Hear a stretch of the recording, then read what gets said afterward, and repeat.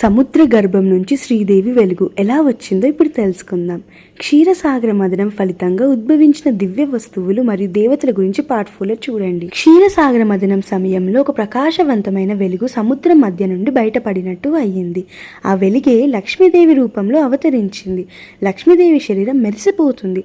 ఎందుకంటే బ్రహ్మగారు పాల సముద్రం మీద కనిపించిన మేగడను తీసుకొని దానిని శుభ్రంగా తయారు చేసి దానితో లక్ష్మీదేవి శరీరం నిర్మించాడంట. పాలలోంచి వచ్చిన వెన్నెలాగా ఆమె శరీరం కోమలంగా మెరిసేలా తయారైంది.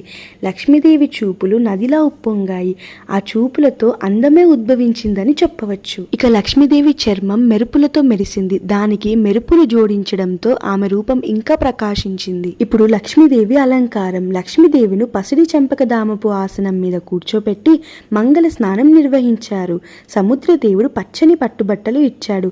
అందమైన ముఖం అలంకరించారు. అలా చేతులపై ఉన్న పాల మీగడను తుడిచేసి అందమైన అలంకారాలను వేశారు. ఇప్పుడు లక్ష్మీదేవికి దేవతలు ఇస్తున్న కానుకలు. లక్ష్మీదేవికి వర్ణదేవుడు వైజయంతిమాల ఇచ్చాడు. విశ్వకర్మ బంగారపు కంకణాలు, గాజులు మరియు పట్టగొలుసులు ఇచ్చాడు. సరస్వతీదేవి మాణిక్యహారము ఇచ్చింది. బ్రహ్మదేవుడు పద్మము, పద్మహాసనము ఇచ్చారు. లక్ష్మీనారాయణ వివాహం ఎలా జరిగిందో పార్ట్ 6లో తెలుసుకుందాం.